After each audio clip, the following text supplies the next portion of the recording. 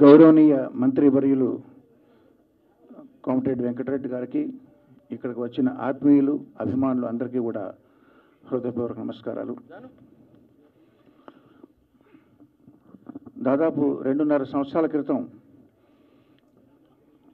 పాటని ఆయుధంగా మలిచిన యోధుడు, వాగ్గేయకారుడు, మహామనిషి గద్దరన్న నా కోసం వచ్చి స్వయంగా, తమ్ముడు నేను ఒక పాట కంపోజ్ చేశాను, దానికి నువ్వు ఆర్కెస్ట్రేషన్ చేసి పెట్టాలి, ఎందుకంటే నీ ఆర్కెస్ట్రేషన్ నాకు చాలా ఇష్టం అని ఆయన అడగగానే నేను ఒప్పుకుని ఈ పాట బానిసలాల 2 అనే పాటకి సంగీతం చేయడం ద్వారా పరిచయం వ్యక్తులు బొమ్మాకు మురళి, ఆయన సామ్రాజ్యం. అక్కడికి వెళ్ళి ఆ సందర్భంగా ఆయనకు ఆర్ఎఫ్సి అంత పెద్దది కాదు, కానీ ఆయనకంటూ ఒక ఫిల్మ్ సిటీ ఉంది బోడుపల్లో. అప్పుడు ఆయన చెప్పింది ఏంటంటే, సినిమా తీయాలనే ఉత్సాహం ఉన్నటువంటి ఔత్సాహిక కళాకారులు ఎందరో ఉంటారండి, వారికి కావాల్సిన వసతులు వాళ్ళు ఫ్రీగా ఇక్కడ స్టే చేయడానికి రూమ్స్ కానీ, ఎడిటింగ్ షూట్ కానీ, తర్వాత షూటింగ్ చేసుకోవడానికి ఎక్విప్మెంట్ కానీ అన్నీ మేము చాలా తక్కువగా లేదా ఆల్మోస్ట్ ఫ్రీగా నేను ప్రొవైడ్ చేయాలని నా సంకల్పం అండి.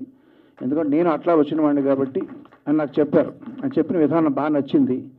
ఆ రకంగా వారితో ప్రయాణం మొదలైంది. ఈ కల్చరల్ ఎవల్యూషన్కి సంబంధించినటువంటి ఈ ఇండియా ఫైల్స్ అనే సినిమా ఇంకొక పాట కూడా ఉందంటే మీరు పాడితే మాకు ఇష్టం అన్నారు. అంటే వినిపించండి అన్నాను. మౌనశ్రీ మల్లిక్ గారు రాసిన అద్భుతమైన లిరిక్, తిరిగి చూడు తిరిగి చూడు తిరుగుతున్న భూమిని, కలిసి చూడు కలిసి చూడు మనిషిలోని మనిషిని అన్న ఫస్ట్ 2 లైన్స్ ఎంత అరెస్టింగ్గా ఉన్నాయంటే, దీనికి మ్యూజిక్ కూడా నేనే చేస్తానండి అని అడిగాను. సో ఆ రకంగా ఆ 2 పాటలకి ఈ సినిమాకి నేను మ్యూజిక్ కంపోజ్ చేయడం జరిగింది. ఇక ఈ సినిమా చేసేటప్పుడు కాదు కానీ ఇందులో హీరో అద్దంకి దయాకర్ గారు తెలంగాణ రాష్ట్రీయ గీతం స్వరపరిచే ఆ సందర్భంలో ఆయన ఎక్కువ కలవడం జరిగింది.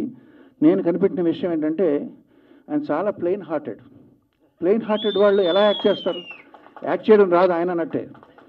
సో యాక్ట్ చేయడం రాదు కాబట్టి ఆయన ఈ సినిమాలో జీవించుంటారు ఆ పాత్రలో. So all the best Dayakar గారు, మీకు ఈ సినిమా మంచి పేరు తెచ్చిపెట్టాలి అనే అభిమానంతో నేను చెప్తున్నాను. మరి ఏ ప్రాజెక్ట్కైనా పనిచేసినప్పుడు అండి కష్ట నష్టాలు ఉంటాయి. మరి మీరు ఏమైనా ఇబ్బంది పడ్డారా ఈ సినిమా చేసేటప్పుడు అంటే, ఒక ఇబ్బంది కలిగింది, సభాముఖంగా చెప్తున్నాను. ఈ పాట రికార్డ్ చేయడానికి మేము చెన్నై వెళ్ళేటప్పుడు నేను, మురళి గారు, ఎగ్జిక్యూటివ్ ప్రొడ్యూసర్ కనకదుర్గ, మేము వెళ్ళేటప్పుడు ఫ్లైట్ టేకాఫ్ అయిన వెంటనే కనకదుర్గ గారు ఒక పెద్ద మూట ఓపెన్ చేశారు.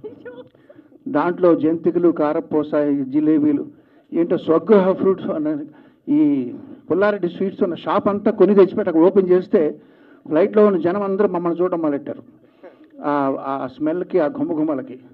సో చాలా ఇబ్బంది పడ్డాను దుర్గ గారు. సో మళ్ళీ అట్లాంటి పనులు చేయకండి, ఎందుకంటే మనకి ఫ్లైట్లో మనం ఏం తినాలన్నా తాగాలన్నా వాళ్ళే ఇస్తారు కాబట్టి మనం సైలెంట్ అయిపోవడం బెటర్. చాలా చక్కటి ఎక్స్పీరియన్స్ అండి.